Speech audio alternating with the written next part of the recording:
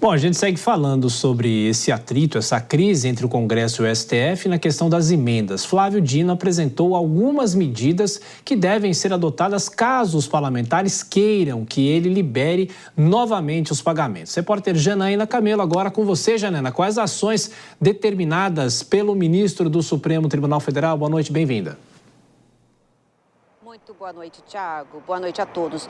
Pois é, no despacho de hoje, sexta-feira, o ministro Flávio Dino, ele determinou novas medidas aí para garantir a transparência na execução de emendas parlamentares, Porque ele é autor de algumas ações no Supremo que questionam a execução de emendas e essas medidas que ele determinou hoje estão dentro de uma ação específica que acusa o Congresso Nacional de dar continuidade ao orçamento secreto que acontecia por meio das emendas de relator, as RP9, como são conhecidas, e que há suspeitas de que essa prática que foi considerada inconstitucional pelo Supremo estaria sendo continuada pelas emendas de comissão, que são as emendas RP8. Então, foi em cima dessa ação, dentro dessa ação, que o ministro tomou essa medida, porque ontem a gente lembra que o Supremo recebeu um relatório também dentro dessa ação, um relatório técnico que foi produzido pela CGU, pelo TCU, Tribunais de Contas de Estados, aí mapeando todas as emendas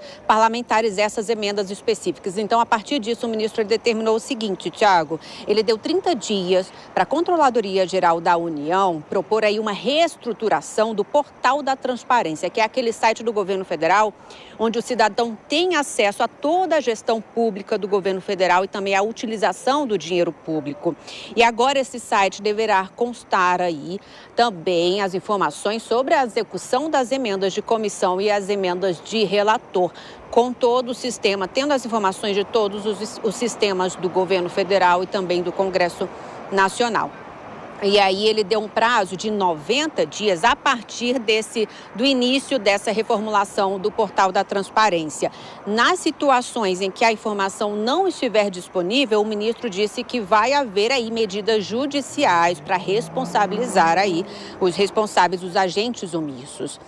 Para fins de rastreabilidade, ele também determinou aí que serão adotados códigos utilizados pelo Tesouro Nacional para identificar as emendas de relator e as emendas de comissão. Isso vai funcionar a partir do ano que vem.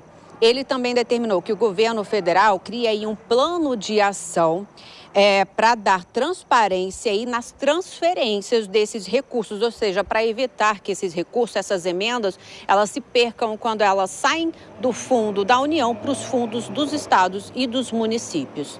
Tiago, essas foram as determinações por hora do ministro Flávio Dino dentro dessa ação sobre orçamento secreto, mas que a gente sabe que pode se estender para as demais emendas que estão suspensas, as emendas impositivas, como as emendas PIX. Tiago. Sim. Bom, a discussão continua na semana que vem, principalmente. Você vai voltar, Janaína Camelo, com mais informações daqui a pouquinho aqui no Jornal Jovem Pan.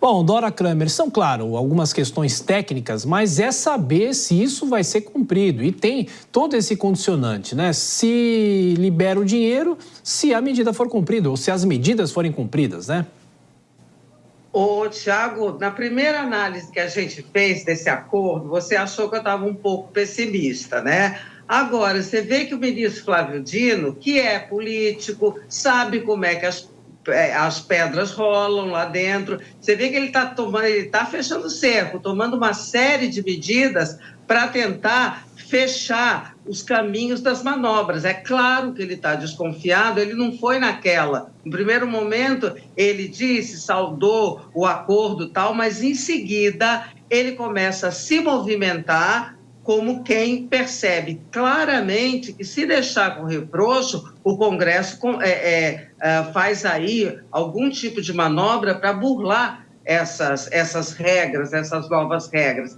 E ele sinaliza na questão das emendas claramente que ele não vai liberar com facilidade. Vai ser preciso cumprir algumas regras. E isso já torna mais exequível aquele conjunto de regras sobre as quais eu ainda tenho uma certa desconfiança, Porque Flávio Dino, eu acho que ele ainda vai apertar mais, que ele está dando toda todo sinal de que, olha, gente, eu sei como é que vocês agem, tá? Comigo não, violão. É isso para resumir o que ele está dizendo.